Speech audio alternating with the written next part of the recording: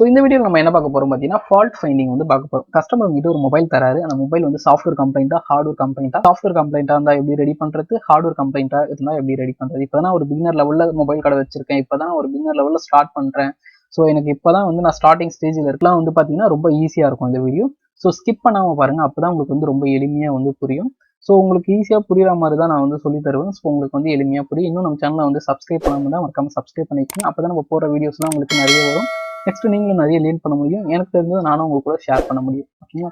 So இப்போ ஸ்ட்ரெயிட்டாக நம்ம வீடியோக்குள்ள போயிடலாம். இப்போ நம்ம என்ன பார்க்க போறோம் அப்படின்னு பார்த்தீங்கன்னா, ஃபர்ஸ்ட் கஸ்டமர் வராரு, ஒரு மொபைல் வந்து கொடுக்குறாரு. அந்த மொபைல் வந்து என்ன கம்ப்ளைண்ட் வச்சுக்கலாம், ஃபோன் வந்து டெட்ல வச்சுக்கலாம். மோஸ்ட்லி நம்மளுக்கு வர ஃபோன் வந்து பார்த்தீங்கன்னா டெட் கண்டிஷன், அதாவது மொபைல் ஆன் ஆகல அப்படின்னு. ஸோ மொபைல் ஆன் ஆகலைன்னா ஃபர்ஸ்ட் நம்ம பார்க்க வேண்டியது என்னன்னா, பவர் பட்டன் அமுத்தி ஃபோன் ஆன் ஆகுதான்னு பார்ப்போம். ஆன் ஆகல. அப்புறம் கேபிள வந்து சொல்லி பார்ப்போம், சார்ஜர் கேபிள சொல்லி பார்ப்போம். சார்ஜர் ஏறிடுச்சு அப்படின்னா ஓகே. அப்படி ஏறாத பட்சத்துல வந்து என்ன பண்ணணும் அப்படின்னா, பேட்டரி வோல்டேஜ் வந்து செக் பண்ணணும். பேட்டரி வோல்டேஜ் 3.70க்கு மேல இருக்கா அப்படின்னு சொல்லிட்டு நம்ம செக் பண்ணணும். அதுக்கு மேல இருந்தா மட்டும்தான் ஃபோன் வந்து ஆன் ஆகும். அப்படி இல்லை, அதை விட கம்மியா இருக்கு அப்படின்னா ஃபோன் வந்து ஆன் ஆகாது. சம்டைம் 3.40 இருந்தா கூட ஃபோன் ஆயிடும் சம்டைம். ஆனா குறைஞ்சது 3.70 இருக்கிற மாதிரி பார்த்துக்கோங்க. அப்படி இருந்தால் தான் மொபைல் வந்து உங்களுக்கு ப்ராப்பரா ஆனும். 3.40 கீழே ஒரு பேட்டரியோட லெவல் போயிடுச்சு அப்படின்னா ஃபோன் வந்து ஆன் ஆகாது. சார்ஜ் போட்டாலும் சார்ஜ் வந்து காமிக்காது. பேட்டரியை போயிடுச்சா இல்லையான்னு எப்படி நான் செக் பண்றதுன்னா, நீங்க ஃபர்ஸ்ட் என்ன பண்ணணும்னா, பேட்டரியை கழட்டிட்டு டிசி மீட்டர் உங்ககிட்ட இருந்துச்சுன்னா டிசி மீட்டர்ல போனை கனெக்ட் பண்ணுங்க. கனெக்ட் பண்ணி ஃபோன் ஆன் பண்ணி பாருங்க. ஆன் ஆயிடுச்சு அப்படின்னா நல்லா இருக்கு, அப்ப பேட்டரி தான் ஃபால்ட்னு தெரிஞ்சுக்கலாம். பேட்டரி பூஸ்ட் பண்ணி பாருங்க, பூஸ்ட் பண்ணி ஃபோன்ல கனெக்ட் பண்ணி பாருங்க, ஆன் ஆயிடுச்சு அப்படின்னா ஓகே தான். அப்படி இல்ல பேட்டரி பூஸ்ட் பண்ணி ஆன் ஆகுதுன்னா பேட்டரி தான் போயிடுச்சு, வேற பேட்டரி மாத்துங்க. ஏன் சொல்றேன் அப்படின்னா, டிசி மீட்டர்ல ஆன் ஆகுது அப்படின்னா கண்டிப்பா நம்மளுக்கு வந்து பேட்டரியும் ஆன் ஆகணும். அப்படி பேட்டரியில ஆன் ஆகல பூஸ்ட் பண்ணி அப்படின்னா பேட்டரி தான் ஃபால்ட்டா இருக்கு அப்படின்னு தெரிஞ்சுக்கலாம். பேட்டரி சேஞ்ச் பண்ணீங்கன்னா சரியாது. இது ஒரு டெக்னிக்.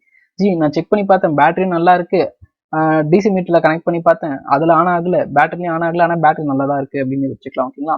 ஃபர்ஸ்ட் என்ன பண்ணணும் அப்படின்னா, நம்ம இன்புட் வந்து கொடுக்கணும். அதாவது ஒரு டிசி மீட்டரோ இல்ல பேட்டரியோ இல்ல சார்ஜர் கேபிளோ நீங்க போன்ல கனெக்ட் பண்ணிக்கங்க. பவர் சப்ளை வந்து போர்டுக்கு போகும். கரெக்டா?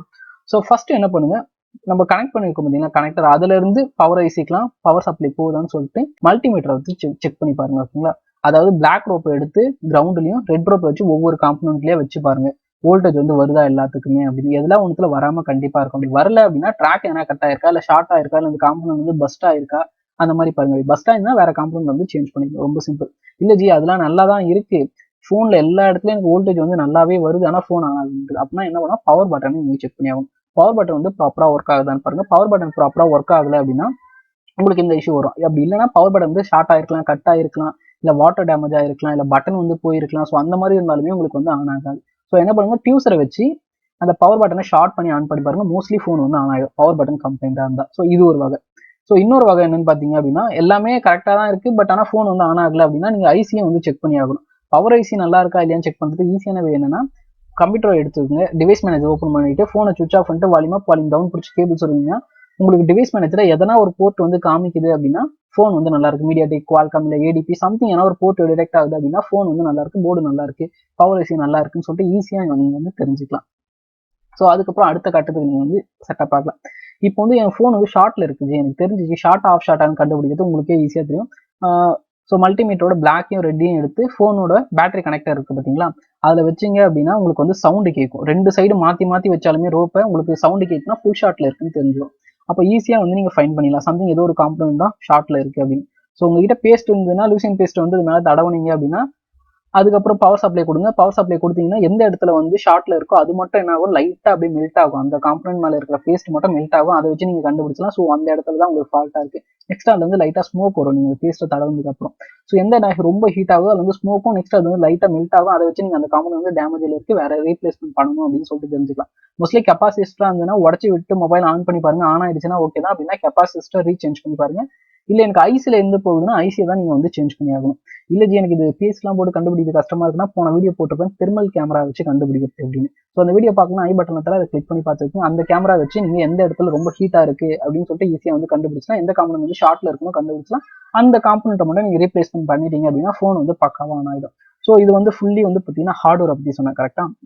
இப்போ வந்து எனக்கு ஃபோன் வந்து லோகோ கம்ப்ளைண்ட்ல இருக்குது, ஆட்டோ ரீஸ்டார்ட் ஆகுது, அந்த மாதிரி கம்ப்ளைண்ட்லாம் வந்து பார்த்தீங்கன்னா நீங்க சாஃப்ட்வேர் கம்ப்ளைண்ட் சொல்லுவாங்க.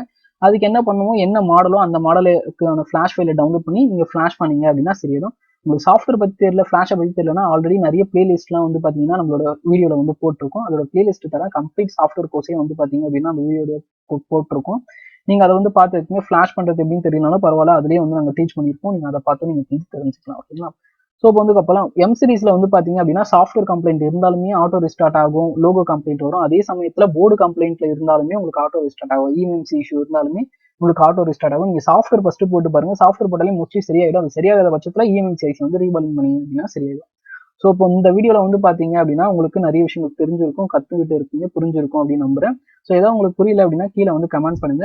இது மாதிரி டெக்லேட்டா வீடியோ வேணும் அப்படின்னா நம்ம சேனல் சப்ஸ்கிரைப் பண்ணிக்கோங்க. லைக் பண்ண மறந்துருந்தா லைக் பண்ணிடுங்க. இது மாதிரி நிறைய வீடியோ காத்துட்டு இருக்கு. இன்னொரு நல்ல வீடியோ மீட் பண்ணிட்டு அது வரைக்கும் டாடா, பை பை.